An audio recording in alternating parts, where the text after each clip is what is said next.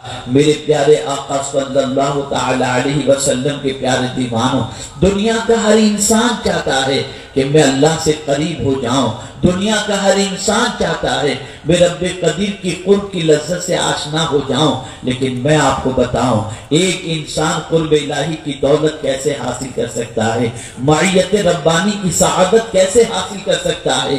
تو یاد رکھیں اس کے لیے ضروری سب سے بڑی چیز جو ہے وہ یہ ہے وہ تقوی اختیار کرے۔ سیدنا غوث پاک رضی اللہ المولا تبارک و تعالی عنہ فرماتے ہیں فتوح الغیب کے اندر کہ ایک بزرگ کو میں نے خواب میں دیکھا، اور خواب میں اس بزرگ نے مجھ سے سوال کیا، شیخ میں خدا سے قریب ہونا چاہتا ہوں، مجھے کوئی نسخہ عطا فرمائیں۔ غوث پاک سے پوچھا گیا تو سیدنا غوث پاک رضی اللہ المولا تبارک و تعالی عنہ ارشاد فرماتے ہیں ایک ہے قرب الہی کی ابتدا اور ایک ہے قرب الہی کی انتہا۔ انہوں نے عرض کیا حضور قرب الہی کی ابتدا کیا ہے؟ تو سیدنا غوث پاک رضی اللہ تعالی عنہ فرماتے ہیں ورع یہ قرب الہی کی ابتدا ہے، اور تسلیم و رضا و توکل یہ قرب الہی کی انتہا ہے۔ ورع کسے کہتے ہیں؟ تقوی کہتے ہیں حرام سے بچنا، اور ورع کہتے ہیں مشتبہ چیزوں سے بچنا۔ اس لیے ولی کی زندگی کو اگر آپ دیکھیں گے تو مشتبہ چیزوں سے بھی وہ بچتے ہوئے نظر آئیں گے۔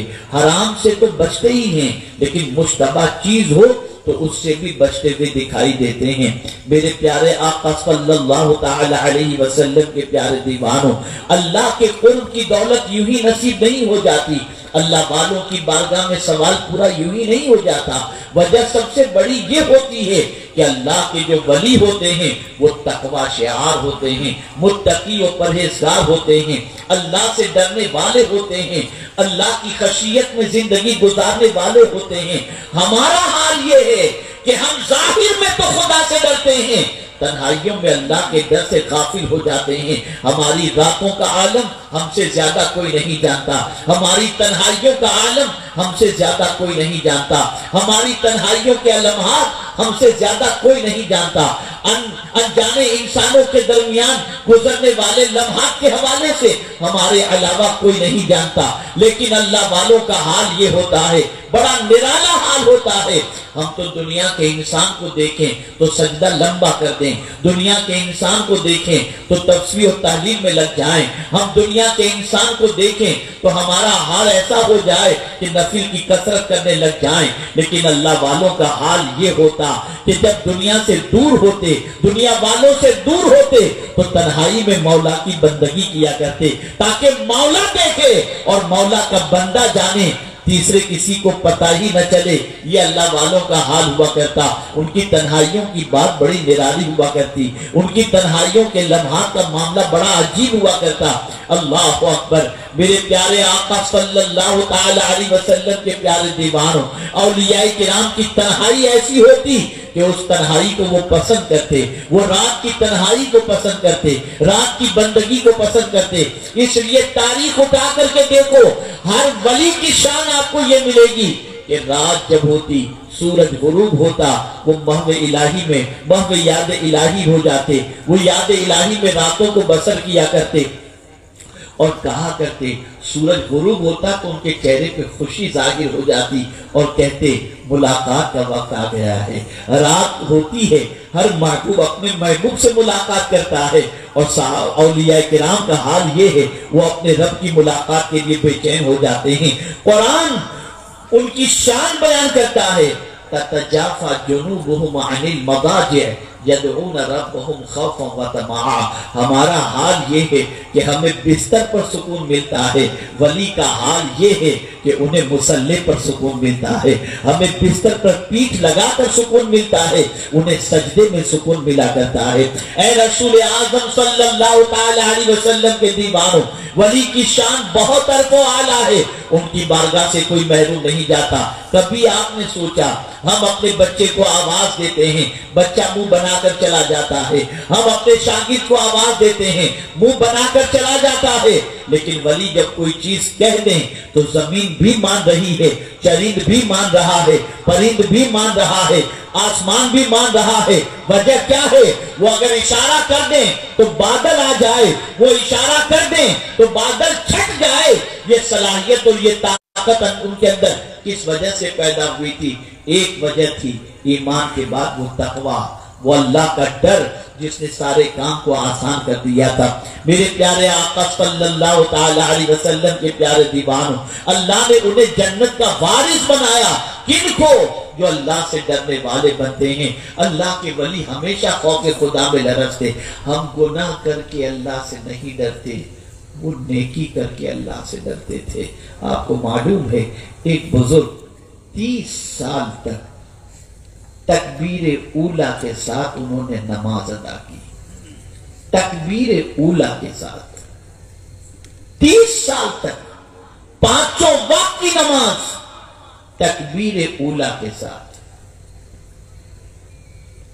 ایک دن فجر میں تاخیر سے پہنچے، ایک رکعت مس ہو گئی، شامل ہو گئے جماعت میں، نماز کے بعد دل میں صرف خیال پیدا ہوا، اور وہ خیال کیا پیدا ہوا؟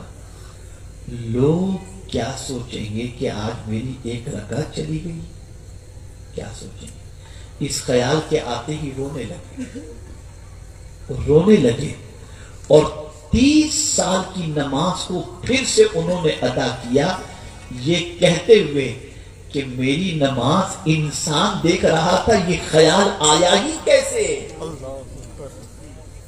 میری نماز انسان دیکھ رہا تھا، یہ خیال آیا ہی کیسے؟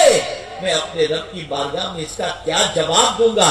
شاید یہ میری 30 سال کی ساری نمازیں برباد ہو گئیں، اور اس کے بعد وہ 30 سال کی نمازوں کو دہراتے ہیں۔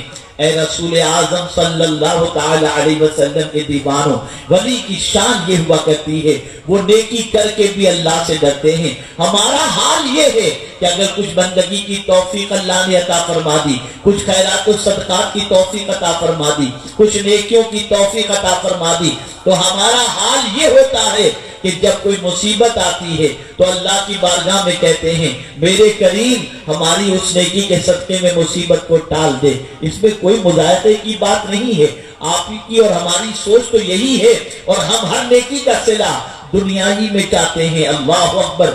بلکہ نیکی کرتے بھی اس لیے کہ صلہ دنیا ہی میں ملے، اس لیے آپ وظیفے بتا دو، یہ وظیفے کرو مال اتنا ملے گا، سب سے زیادہ وظیفہ بندہ اسی چیز کا کرے گا۔ کوئی بندہ کسی سے بزرگ سے یہ سوال کرنے نہیں جاتا کہ حضرت کوئی ایسا عمل بتائیں کہ میری آخرت سدھر جائے اور میں گناہ سے بچوں، ایسا نہیں۔ اے رسول گرامی وقار صلی اللہ علیہ وسلم کے دیوانوں، ہم تو بزرگوں کے آستانے پر بھی جا کر دنیا ہی مانگتے ہیں، سنہری جالیوں کے سامنے جا کر کے بھی دنیا ہی مانگتے ہیں، کعبے کے سامنے جا کر کے بھی دنیا ہی مانگتے ہیں، لیکن اللہ اکبر، اللہ والوں کی سوچ بڑی نرالی ہے۔